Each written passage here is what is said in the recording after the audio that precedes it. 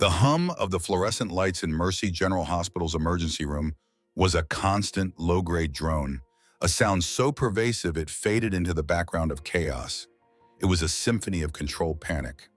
The rustle of charts, the hurried footsteps of nurses, the low moans from behind curtained bays, and the steady beep of monitors keeping time with fragile lives.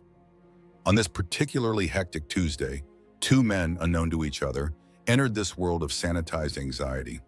Michael Reed, a 32-year-old architect, felt a profound sense of frustration.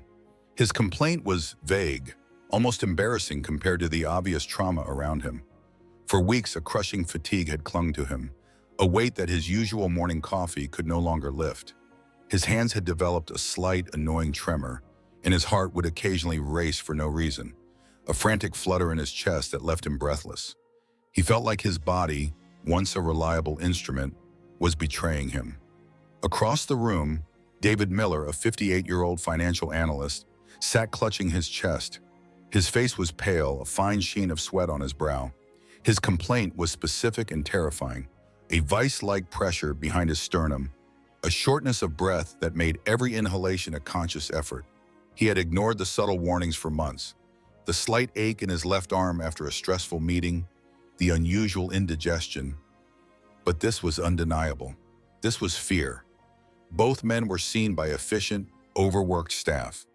Blood was drawn from Michael to check his thyroid levels, electrolytes, and for signs of autoimmune issues. Blood was drawn from David to test for cardiac enzymes like troponin, a telltale sign of heart muscle damage. Their vials, labeled and placed in plastic trays, found their way to Emma, a dedicated but utterly exhausted nurse who was pulling a double shift. Her phone had buzzed incessantly with a personal crisis, distracting her at the worst possible moment. As she organized the labs for dispatch, two files, Reed, Michael, and Miller David, slipped from her grasp, their papers intermingling on the floor. In her rush, she gathered them up, mistakenly placing Michael's lab requisition forms in David's folder, and vice versa. A simple, momentary lapse, a split-second error with an atomic weight of consequence. Dr. Evelyn Shaw, a brilliant and thorough endocrinologist, received Michael's file. She reviewed the results. Significantly elevated troponin levels.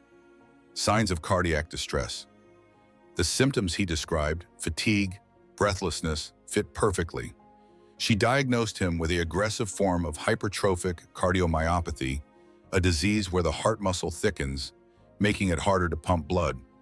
She prescribed a potent beta blocker and a diuretic, a standard but aggressive regimen to reduce strain on his heart. Dr. Ben Evans, a sharp and pragmatic cardiologist, received David's file. He saw the results: abnormal thyroid hormone levels, markers suggestive of an overactive immune response. David's chest pain and anxiety, classic symptoms of a hyperthyroid state, perhaps Graves' disease, he reasoned.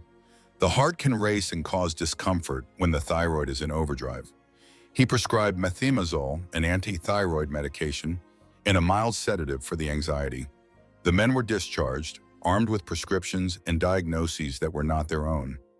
Week 1, Michael took his heart medication religiously. But instead of feeling better, he felt worse.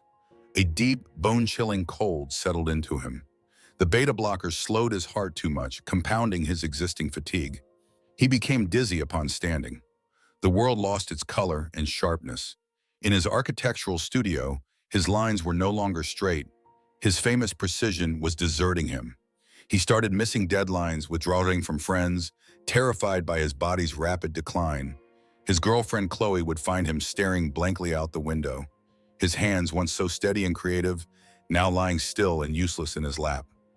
"The medicine is supposed to help," he'd whisper, his voice hollow. "Why do I feel like I'm dying?" Week 1, David, on the other hand, initially felt a sense of relief. The diagnosis, while serious, wasn't the immediate heart attack he feared, but the anti-thyroid medication began its work, slowing his metabolism. However, his underlying heart condition, untreated and festering, began to whisper louder. He attributed the new waves of nausea and the strange metallic taste in his mouth to the new drugs. He started experiencing flashes of pain in his jaw, a referred pain from his heart, but wrote it off as stress. His wife, Susan, noticed he was more withdrawn, that he'd pause while walking the dog to catch his breath. "It's the medication. It's adjusting my system," he'd assure her, masking his own growing unease. The doctor said there would be side effects. Week 3, Michael's condition deteriorated sharply. He collapsed on his way to the mailbox. Rushed back to Mercy General, a different doctor noted his dangerously low heart rate and blood pressure, side effects of an overdose of beta blockers.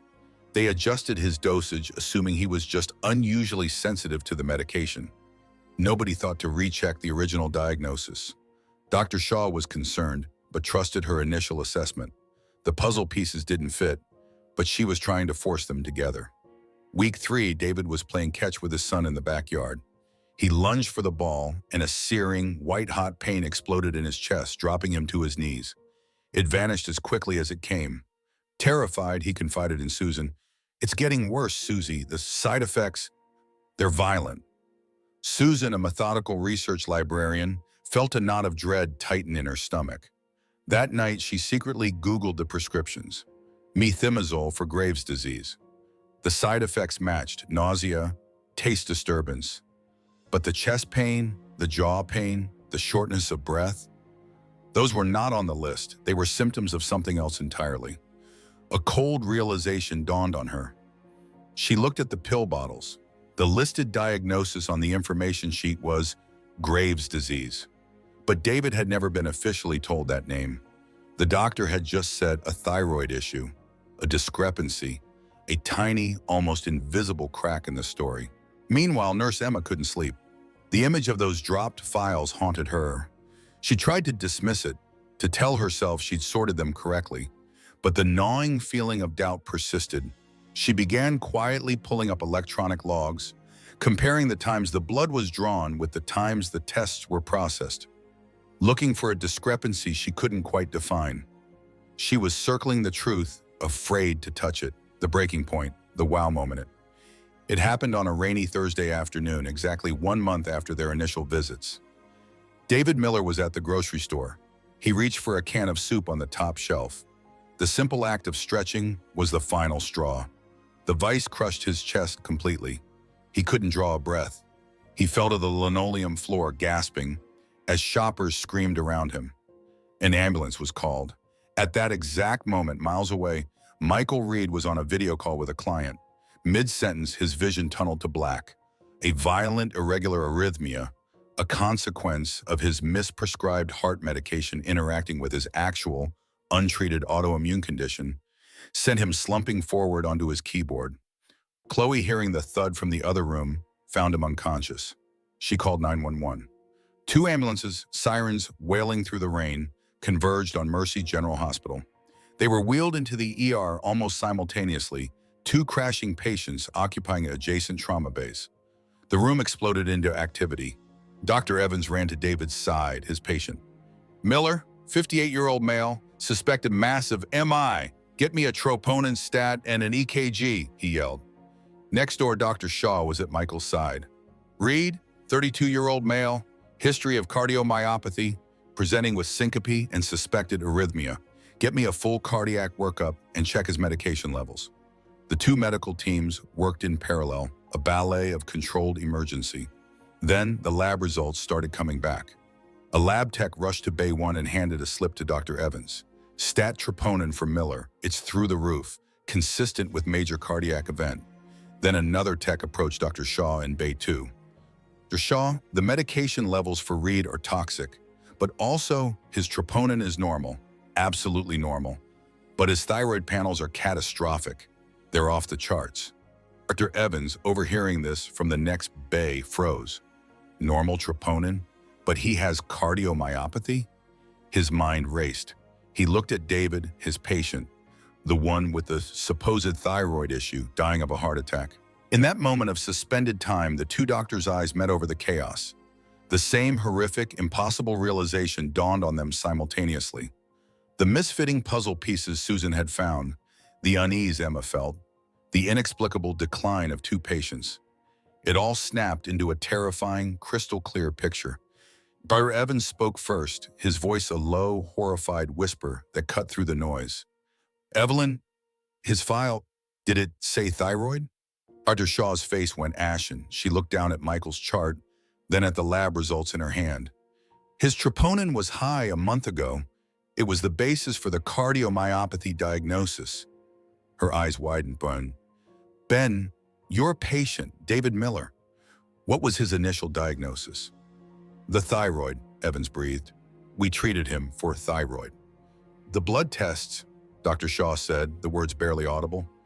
The files, they must have been switched. The world in the ER seemed to stop. The error, hidden for a month, had finally revealed itself in the most dramatic way possible. It wasn't a software glitch or a misread chart. It was a simple, physical, human mistake that had spiraled into a near-fatal disaster. Resolution. What followed was a frantic but precise correction. David was immediately taken for an emergency cardiac catheterization to open his blocked artery.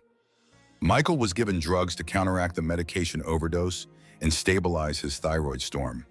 The recovery was long and arduous for both. Michael struggled with the aftermath of the toxic drug exposure, and David faced a long road of cardiac rehabilitation. They were left with a profound distrust of the system that was meant to heal them.